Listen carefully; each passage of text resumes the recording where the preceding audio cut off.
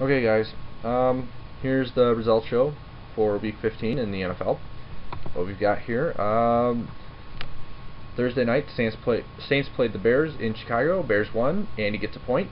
Bucks played the Falcons in Atlanta. Falcons won, so Andy gets another point. I decided to go with the Bucks on that one. It was a pretty good game, regardless.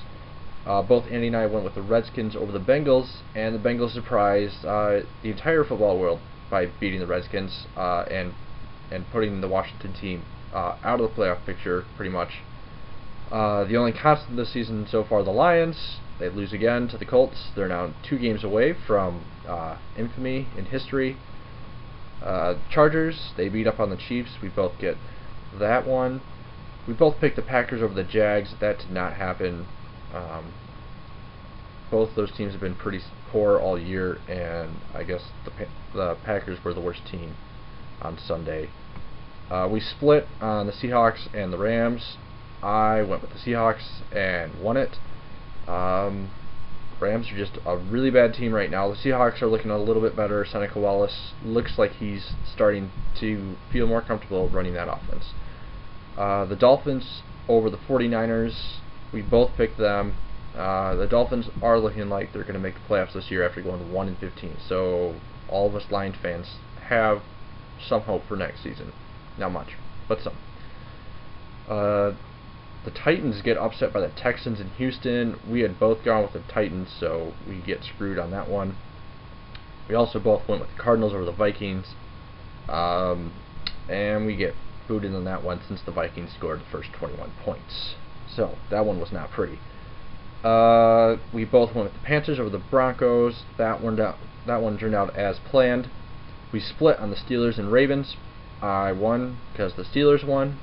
So the Steelers are looking to... They wrapped up the NFC North, actually. And the Ravens, they're hoping for a playoff berth as a wild card. The Patriots won over the Raiders. And if you didn't know this, even if the Patriots win out and they go 11-8, there's a 11-5, excuse me. There's a good possibility that they might not make the playoffs. They need either the Dolphins or the Jets to lose. No, it's not the Jets. No, but they really need the Dolphins to start losing at least one game. It would help, or the Ravens, because otherwise they would miss the playoffs at 11-5.